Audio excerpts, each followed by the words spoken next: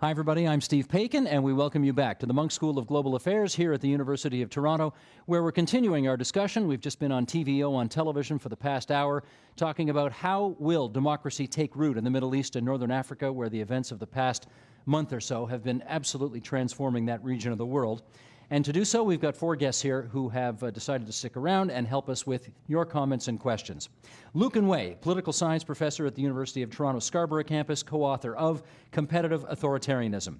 Beside him, Thabit Abdullah, historian at York University and the author of A Short History of Iraq. On the other side, Mohamed Tavakoli, professor of history and Near and Middle Eastern civilizations at the University of Toronto, and of course Janice Stein, the director of the Munk School of Global Affairs. Now, the first thing I'm going to ask is, we ended our television program. We're now online. There was about a 2-minute lag over. And you guys were up there talking furiously about something, and we missed it all. And we want to know what you were talking about. I'll Mohamed, give you my version. Go ahead. It's a Middle Eastern. My colleague Thabit Abdullah was arguing that the development in the Middle East today is an Arab affair. As if you recall in the earlier show, I argued that what is happening is part of the emergence of a global public sphere. And it's not right to say that this movement is Iranian, the other one is Egyptian, or this other one is Iraqi. I gave as an example the head of the Iranian parliament and the head of the Iranian judiciary are Iraqi-born the rulers of Iran, actually very authoritarian. Ayatollah Khomeini was trained in seminary schools in Iraq and came and led the Iranian Revolution. Thus, you cannot really make a nationalist argument. These are transnational developments. Islamic groups, for example, the Shi'i clerics that came to dominate Iranian political structure were imported to Iran in the 16th century from Lebanon. And the contact that Iran and Lebanon have goes back to 16th century. Mohamed, that's your version? Yes. Now I want to get Janice's version. Okay, we got into a discussion in which Thabit said to Mohamed, mix out of this. This is an Arab affair, and we don't need advice from an Iranian about what to do. Whereupon, and I thought, oh my goodness. And then Mohamed answered back and said, well, you know, part of the difficulty we've had in Iran are all those clerics who were trained in Iraq, and we don't need your exports into Iran. And I said to Lucan, here we go, we're deep in the Middle East right now. Right here. Right here. No, look. Okay, just a sec. We've had Mohamed's version and Janice's version. Now Okay, it's Thabit. No, this is a serious issue. Have they accurately characterized it? No, look, the structural contradictions certainly are not limited to the Arab world. They engulf even more than the Middle East. We've heard that as far away as China, regimes are trembling and worried about this wave of uprisings. But I do believe that one of the interesting things that comes out of this is that the Arab world is sort of reclaiming itself as a distinct category, a distinct identity. An individual, you know, rises in rebellion in Tunisia, burns himself, and immediately it's in Egypt, in Yemen, in Jordan, in Morocco, so forth. There's another issue here that goes beyond the economic and social contradictions that give rise to this, and that is a cultural dimension. There is a unified language that Arabs can immediately identify with. There's a sense of a common destiny and a common history that is part of the Arab world. It's a new pan-Arabism that is from the grassroots up, not the pan-Arabism of Nasser and the Ba'ath Party, which was truly authoritarian, counter-revolutionary in many ways. This is a new type of pan-Arabism. And in this sense, Iran has nothing to do with it. Okay. Lucan, were you a party to any of this? I stayed clear of it. So. You stayed clear of it. Okay. Mohamed, a follow-up? Well, I do understand that there is something Arab about this development, but there is also global about it. Yes. It will be a mistake to make the Arab nationalist argument that they were making in 1960s and in 1970s in the 21st century. I think that would be a mistake. It's very important to understand that what is emerging is part of a cosmopolitan built-in Arab identity. The Arabs are there in Egypt, in Tunisia, but they are also in Toronto, they are in London, they are all over the world, and they are participating in it. And the kind of a spirit that embodies the discussions is also the kind of a spirit that Iranians, the spirit of freedom and democracy, Iranians share, and many others globally. All of you who are here share. One more word on this, including to Lucan. China, as I know. One more word to Lucan on this, and then we really got to take some questions from the audience. And I actually agree it's a global phenomenon. There was a poll in Russia which said a third of Russians think the Egyptian scenario is possible in their country. Yeah. So Egypt may even spell the end for Putin. Who How knows? about that? Okay, let's go I on. doubt it, but- Let's go online here. Here's from Harley, who says, asks the question. I actually, I don't like questions that ask people to predict, because frankly, none of you predicted this, so we're not going to ask you to predict. But let me change one word in this question. What influence should the United States have as the attempts towards democratic reform continue? Okay, Janice. I think the United States has to play a very modest role. And there's probably a more negative consequences to a very activist U.S. stance than there are positive stance. I think what the United States has to do, and I would make one exception. I think what the United States has to do is vehemently oppose the use of force against civilians. Which they have done. Which they have done, and then stop, right? And not call for this overthrow or that overthrow, because unfortunately, being associated with the United States is not an asset in terms of any movement in the Arab Middle East. I think there is an issue here, though, in Libya, where we see Gaddafi using helicopter gunships and fixed-wing aircraft to bomb his own population. It really is very difficult for me to understand why we do not have a no-fly zone that could have been mandated by the Security Council and enforced even, pardon me, by the Italian Air Force, which is very close. Or NATO. But what the world is standing by and watching hundreds, if not thousands of people being gunned down by their own government. Thabit. I disagree, actually, with this. Which is part? a very, very dangerous thing to do, to disagree with Professor Janice Stein. In her house. In her house, Thabit. Truly. But I'm sure she'll forgive me this time. I do. Which part do you disagree with? I disagree that NATO or the West should have anything to do with this, especially militarily. Let Gaddafi keep killing his people? No. Well, the calls that have been coming out of Libya, and they're very desperate. We need help. Where is everybody? The calls have been made to Arab countries, especially to Egypt. Egypt has the ability to enforce a no-fly zone, and in this sense, the call could come from the United Nations, not NATO. NATO has no authority. I agree with you. She agrees with I think that. you're right. That's. I think you're absolutely right. Peace is breaking out all over. I love it. You're right. Okay, that's I great. think you're right. Yeah, Okay. it is Egypt and Tunisia that Next could play question this here. This is interesting. Okay, this is from Bonnie. What's it like to be an expert when your subject matter turns upside down? Mohamed. You can refashion yourself, as I have. An Iranian specialist, now I have become an Arab specialist. Lucan, how about it? I think, well, in Eastern Europe, the same thing happened in 1989, and you learn from your mistakes. I think actually making a prediction is useful because sometimes when you're wrong, you learn from it. So, Janice? Well, I think this is a wonderful moment for anybody who's studied the Middle East, frankly. It's one of these rare moments that comes in a professional life that all of us have been so deeply critical of these governments for exactly these reasons.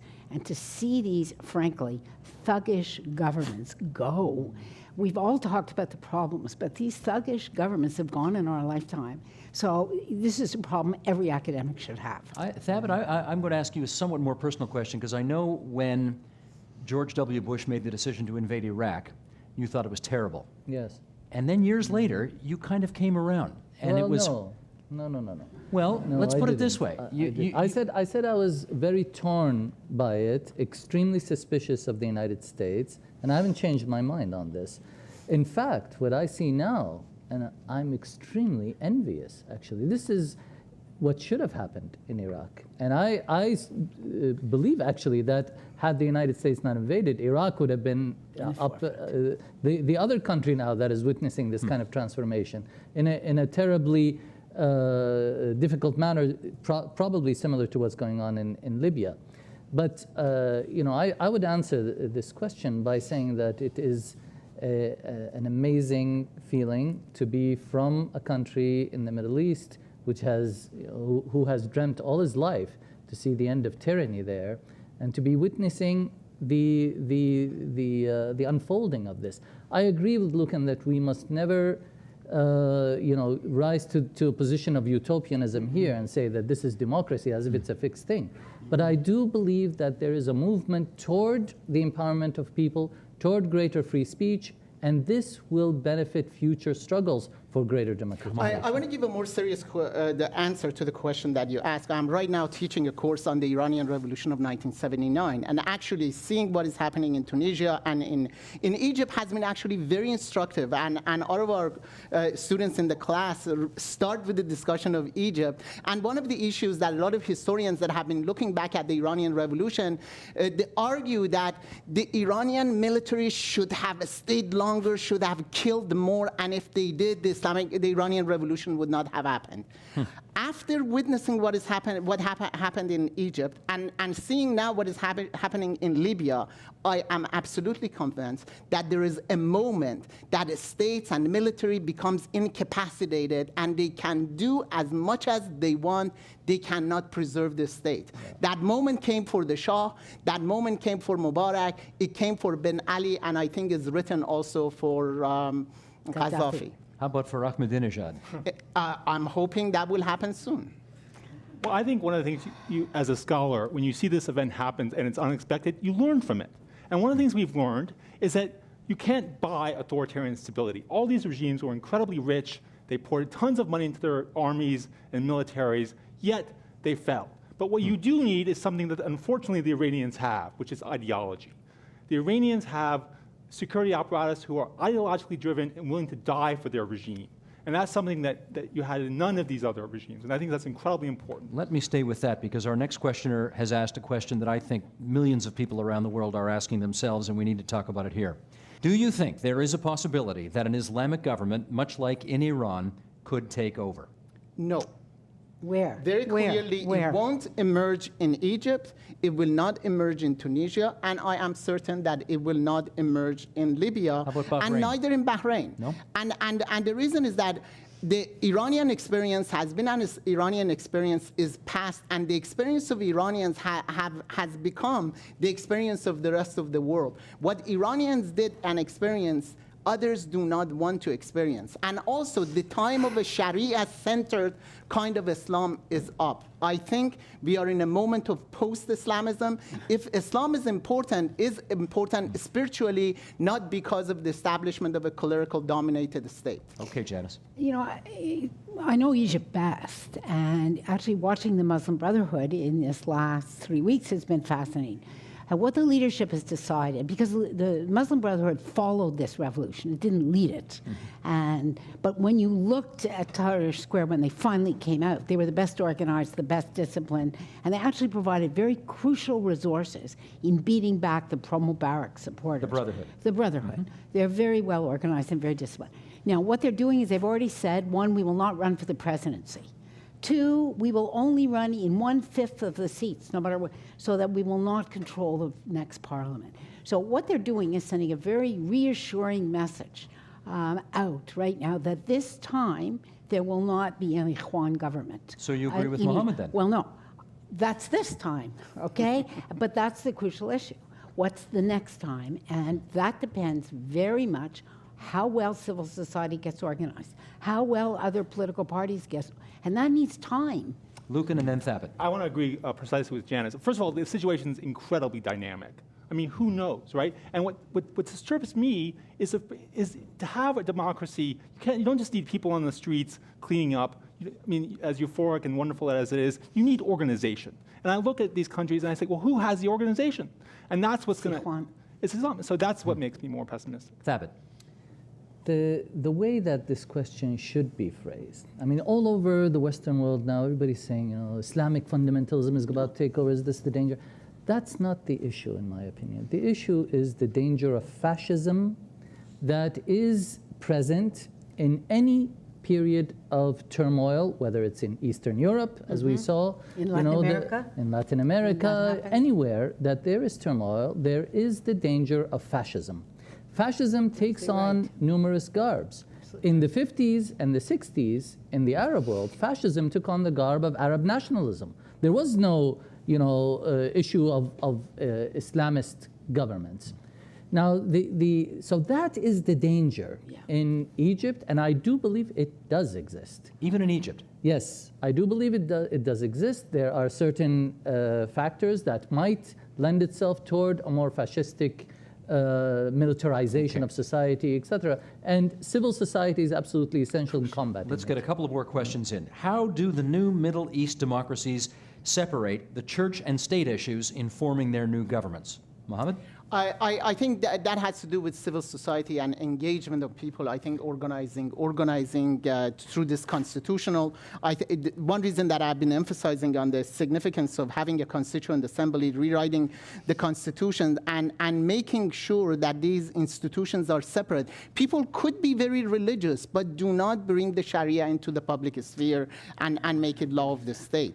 Often, a lot of the states that have secularized, they have secularized with embodying the spirit of Islam, but not the duplication of the Sharia.